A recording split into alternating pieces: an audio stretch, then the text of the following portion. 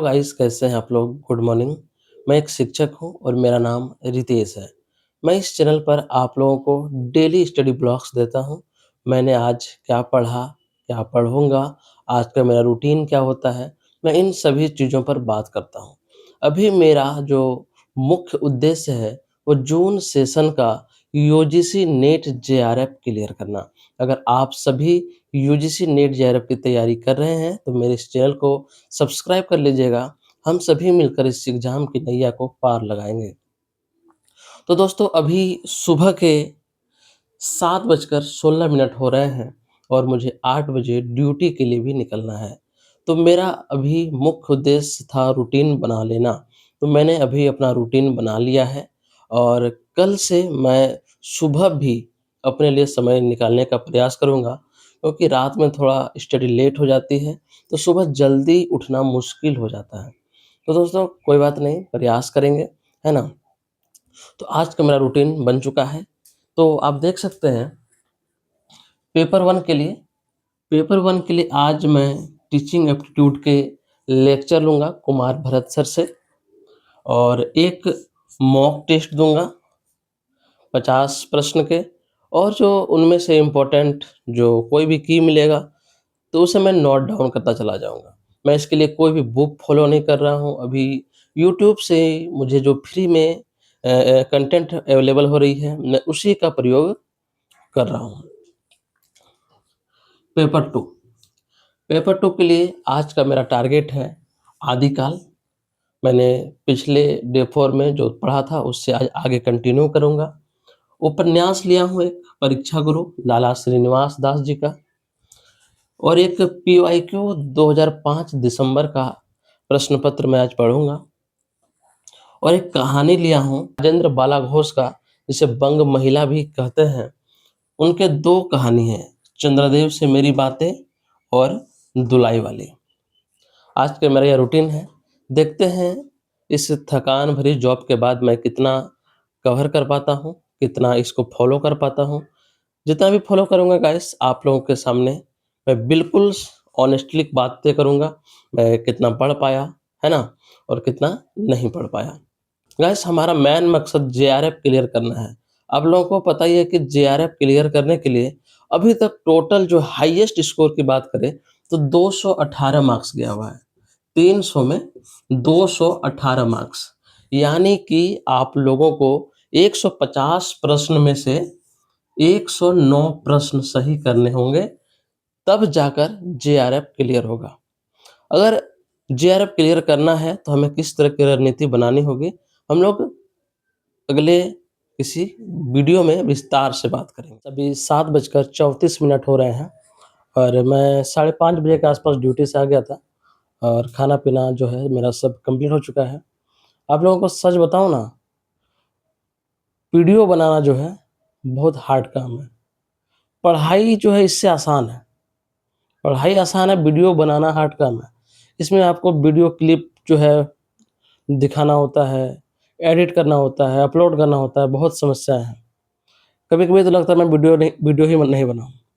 लेकिन फिर लगता है कि नहीं, कम से कम अगर डे वाइज़ मैं अपना वीडियो अपलोड कर दूँगा तो कम से कम एक डॉक्यूमेंट्री के रूप में जो है, यह मैं फ्यूचर में भी देख सकता हूँ कि मेरा जो एक रणनीति था, जो मेरा स्ट्रेटजी था, वो सच में फ़ॉलो किया, और जो आने वाले जो नीट जेआरएफ की तैयारी करेंगे, उन्हें भी जो है मार्गदर्शन मिलता रहेगा, अगर मैं इस तरह से सफल हुआ तो। इसीलिए मैं जो हूँ किसी भी तरह करके डाल देता हूँ। लेकिन अब मैंने फैसला लिया है कि मनोरंजन के लिए तो बिल्कुल वीडियो नहीं बनाएँगे। अब मैं वीडियो में पॉइंट टू पॉइंट बात करूँगा, ज़्यादा इधर-उधर क्लिप वगैरह नहीं, साधारण जो है, जो पॉइंट टू पॉइंट बात होगा, जो स्पष्ट बात होगा, मैं उसी पे बात करूँगा, है ना? तो दोस्तों, मुझे स्कूल में आज समय मिला था, तो मैंने पेपर 1 से टीचिंग एप्टीट्यूड का क्लास ले लिया था, और इम्पोर्टेंट की जो है मैंने नोट डाउन कर लिया था, और जो मॉक टेस्ट है वो नहीं दे पाया था, अभी मैं दे दूँगा वो। इसके बाद आदिकाल अभी नहीं पढ़ा हूँ। उपन्यास पढ़ लिया था परीक्षा गुरु लाला श्रीनिवास दास जी का। इसमें मुख्य रूप से इस उपन्यास में है कि लाला मदन मोहन होते हैं जो अपने शराबी दोस्तों के बीच घिरे रहते हैं, मतलब कि जो उनके जो है पैसों से प्यार करते हैं।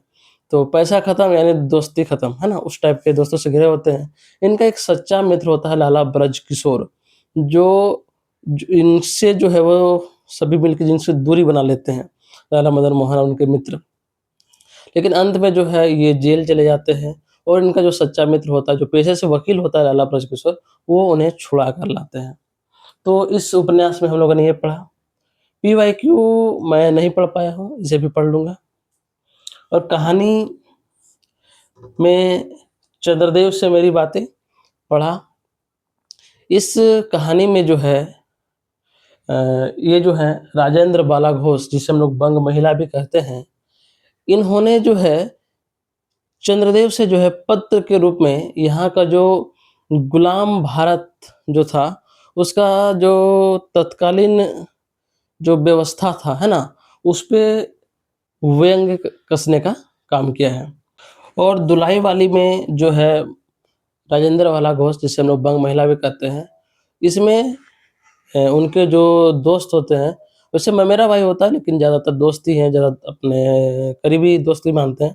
तो उसमें जो है ट्रेन में नवल किशोर द्वारा जो है अपने दोस्त ममेरा भाई के साथ जो है बंशीधर उनका नाम होता है, उनके साथ जो है मज़ाक करते हैं, वो कहानी इसमें दर्शाया गया है। अब जो है मुख्य रूप से हमारे पास अभी जो बचा हुआ है, वो पीवाईक्यू बचा हुआ है, आदिकाल जो टॉपिक लिया था ये बचा हुआ है और इसमें एक मॉक टेस्ट बचा हुआ है। तो अभी 7:30 से ज़्यादा हो चुके हैं। अब हम लोग जो है उसको कंप्लीट कर अभी 8:58 हो रहे हैं और मैंने अपना आदिकाल कंप्लीट कर लिया और अभी मुझे एक टेस्ट देने का मन है, मॉक टेस्ट पेपर 1 के लिए।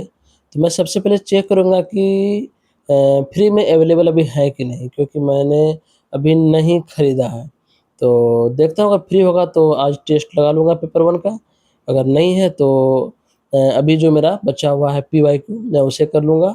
2005 का जो है पीवाईक्यू है और कौन-सा दिसंबर वाला है ना? वो कर लूँगा और मॉक टेस्ट फ्री में अवेलेबल होगा तो मैं उसे मार लूँगा, नहीं तो कल तो मैं किसी भी हाल में खरीदने वाला। अभी 9:53 हो रहा है और मैंने अपना पीवाईक्यू भी कंप्लीट कर लिया है। पेपर 1 का मॉक टेस्ट मेरे पास अवेलेबल नहीं था, जिस कारण मैं नहीं दे सका। एक मिनी मॉक टेस्ट अवेलेबल था, लेकिन मेरा शरीर जो है अब जवाब दे दिया आगे स्टडी करने के लिए।